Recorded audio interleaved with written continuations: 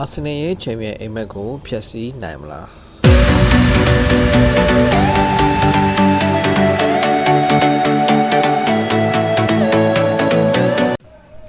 ယနေ့ညမှာတော့အာဆင်နယ်အသင်းနဲ့ကျွန်တော်တို့ယူနိုက်တက်အသင်းရဲ့ပွဲစဉ်ရှိပါတယ်ည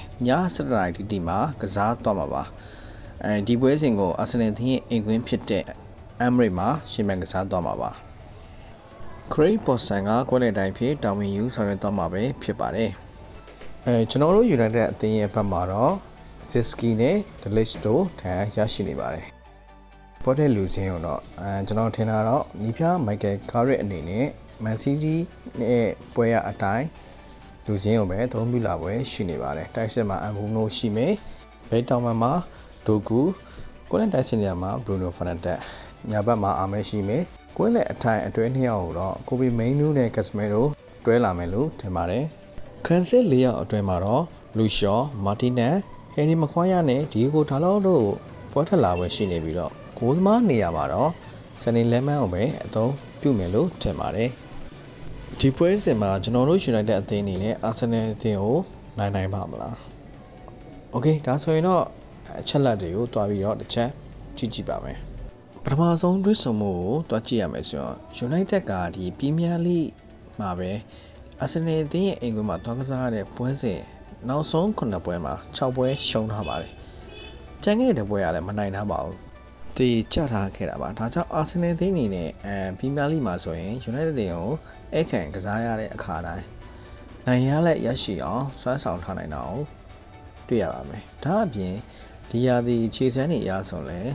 အာဆင်နယ်အသင်းကချန်ပီယံလိမှာအဆင့်1ပရီးမီးယားလိမှာအဆင့်1ပြီးတော့ကာရာဘောင်းမှာဆီမီဖိုင်နယ် FA ဖလားမှာလည်းဒီလို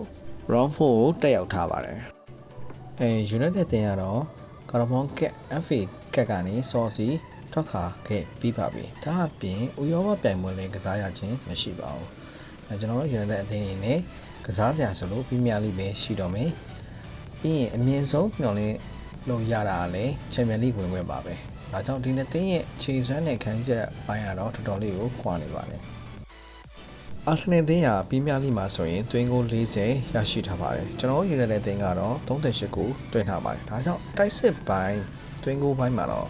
ရင်းခွာချနေတာမျိုးမရှိပါဘူးပြီးရင်အာဆင်နယ်အသင်းဟာ